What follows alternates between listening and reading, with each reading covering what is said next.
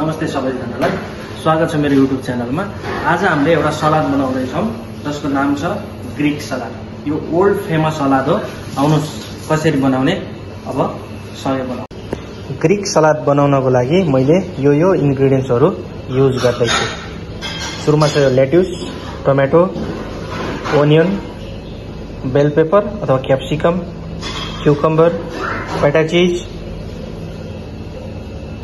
salt, olives, green and black, lemon juice, oregano, black pepper, olive oil, Dijon mustard.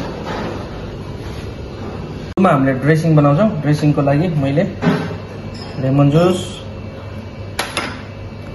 त्यसपछि डिजन mustard,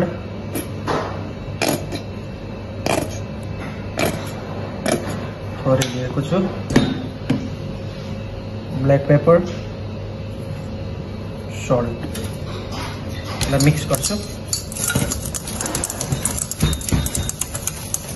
हाल्दैछु olive oil है।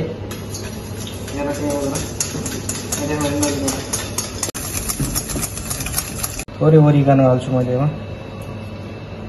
हाम्रो यो dressing चाहिँ ready छ। अब हामी सलाद बनाउनुतिर लाग्छौं। अब हामीले चाहिँ सलाद बनाउँछौं। सलादको लागि सबै इन्ग्रेडियन्ट्सहरु मैले एउटा बोलमा हाल्छु यसरी। ओनियन, टमेटो, क्याप्सिकम, क्युकम्बर, लेट्युस चाहिँ म लास्टमा युज गर्छु, ओरिगानो थोरै,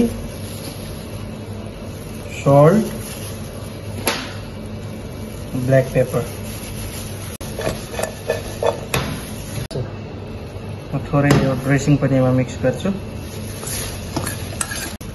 यसलाई राम्रोसँग मिक्स गर्नु होला। म ओलिभ्स, ग्रीन ओलिभ्स,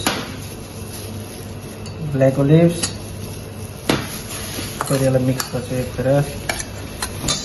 लेट्युस पनि हाल्छु मैले। यसलाई बिस्तारै मिक्स गर्छु। फेटा चीज,